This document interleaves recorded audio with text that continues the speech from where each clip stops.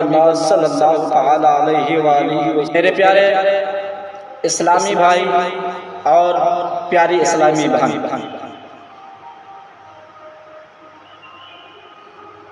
آج ہم ایک ایسے مسئلہ پر بات کریں گے جو ہمارے معاشرے میں بہت عام ہو چکا ہے، لیکن افسوس کہ ہم اسے معمولی سمجھ کر نظر انداز کر دیتے ہیں۔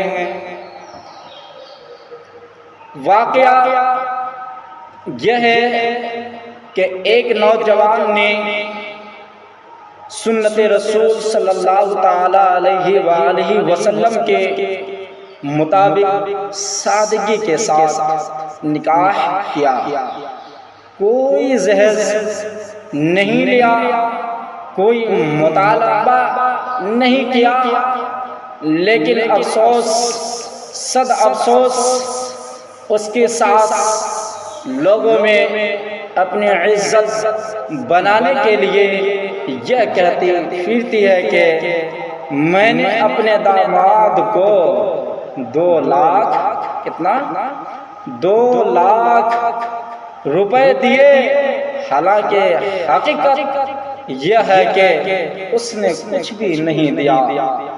سوچئے تو ذرا، جب لڑکے نے کچھ مطالبہ بھی نہیں کیا تب ان پر اس طرح کے عیب جوئی اپنی عزت اور اپنی شان بچانے کے لیے کر رہی ہے۔ اس کے ساتھ اب بتاؤ داماد کی دل پر کیا گزرتی ہوگی؟ ذرا غور کیجئے، یہ کتنا بڑا گناہ ہے۔ داماد کی دلوں پر کیا گزرتی ہوگی وہ تو داماد جانے، لیکن آئیے آپ سماعت فرمائیں اور ان پر غور و فکر کیجئے، یہ کتنا بڑا گناہ ہے۔ میرے پیارے اسلامی بھائی، آئیے پہلی بات جھوٹ کی قباحت، اسے جانتے ہیں۔ نبی کریم صلی اللہ تعالی علیہ وآلہ وسلم نے فرمایا، جھوٹ انسان کو گناہ کی طرف لے جاتا ہے اور گناہ جہنم کی طرف لے جاتا ہے۔ جھوٹ انسان کو گناہ کی طرف لے جاتا ہے،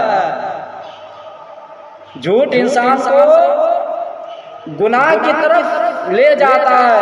ظاہر سی بات ہے، جو گناہگار ہوگا اس کی گناہ، اس کی نحوست اسے جہنم کی طرف لے جائے۔ تو جو عورت یا مرد جان بوجھ کر جھوٹ بولے وہ خود کو جہنم کے قریب کر رہا ہے۔ ظاہر سی بات ہے، جو جھوٹے ہوں گے گناہگار ہوں گے، اور جو گناہگار ہوں گے وہ جہنم کے قریب ہوں گے۔ اور اپنے آپ کو جہنم کے قریب جانا اگر کسی کو پسند ہے تو پھر اس میں کیا ٹپنی کروں؟ میرے محترم، جہنم سے ڈریے، جہنم کے آگ سے بچیے اور دین کی طرف آئیے، اللہ کی بارگاہ میں سر کو سجدے میں رکھیے۔ آئیے دوسری بات سماعت فرما لیں۔ دوسری بات ریاکاری، دکھاوا، جو شان وہ ہوا دکھاوا، ریاکاری دکھاوا۔ لوگوں میں اپنے شان بڑھانے کے لیے جھوٹ بولنا ریاکاری ہے، اور اللہ تعالیٰ کو ریاکاری سخت ناپسندیدہ ہے، سخت ناپسند ہے۔ ریاکاری اللہ رب العزت کو سخت ناپسند ہے۔ تو پھر ہم اور آپ کو چاہیے کہ جھوٹ سے بچنا چاہیے۔ آپ نے سنا ہوگا لعنت اللہ علی الکاذبین، جھوٹوں پر اللہ کی لعنت ہوتی ہے، اللہ کی لعنت برستی ہے۔ میرے پیارے اسلامی بھائی اور عزیز نوجوانوں، آؤ اپنے آپ کو جھوٹ سے بچو، آؤ اپنے آپ کو اللہ کی راہ میں وقف کر دو۔ اپنی آئے ہم سب مل کر اپنے آقا صلی اللہ تعالی علیہ وسلم کہ ان حدیث مبارکہ پہ عمل کر دے اور اللہ رب العزت کے بارگاہ میں اپنے آپ کو ڈال دیں، اللہ کی عبادتوں میں مشغول ہو جائے، ہمارے لیے اس سے بڑا چیز دنیا میں کچھ بھی نہیں ہے۔ اور میرے پیارے اسلامی بھائی، تیسری بات رشتوں میں خرابی،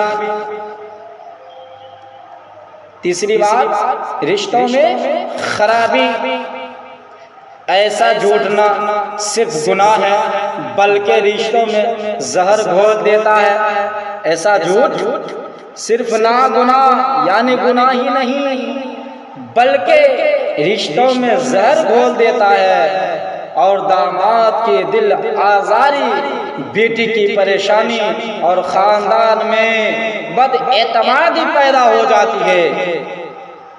کیا آپ چاہتے ہیں کہ آپ اپنے داماد کی نظر میں داماد کے دل آزاری بنے، اپنی بیٹی کی پریشانی بنے، اپنے خاندان میں بد اعتمادی پیدا کریں؟ اگر آپ چاہتے تو میرے پاس ان کی کوئی جواب نہیں، لیکن میں اتنا تو ضرور کہوں گا کہ آپ کو اور ہمیں بھی ان تمام برائی سے بچنی چاہیے، ان تمام برائیاں سے پرہیز کرنا چاہیے، اور اللہ رب العزت کی بارگاہ میں دعا مانگنی چاہیے۔ اے رب کائنات، مولا پاک، پروردگار عالم، تو میری گناہوں کو معاف کر اور مجھے نیک راستے پر لا، مجھے نیک راستے پر لا، اور مجھے نیک راستے پر خوب چلنے کی توفیق عطا فرما۔ میرے پیارے اسلامی بھائی، آئیے آگے سماعت فرماتے ہیں۔ ایسے ساس کے لیے پیغام کیا ہے؟ ایسے ساس کے لیے پیغام یہ ہے، اے اللہ کی بندی، اپنی آخرت کی فکر کرو، اے اللہ کی بندی، اپنی آخرت کی فکر کرو۔ جھوٹ بول کر عزت نہیں ملتی، عزت صرف سچائی اور تقوی سے ملتی ہے۔ فوراً توبہ کرو اور اللہ سے معافی مانگو، فوراً توبہ کرو اور اللہ سے معافی مانگو۔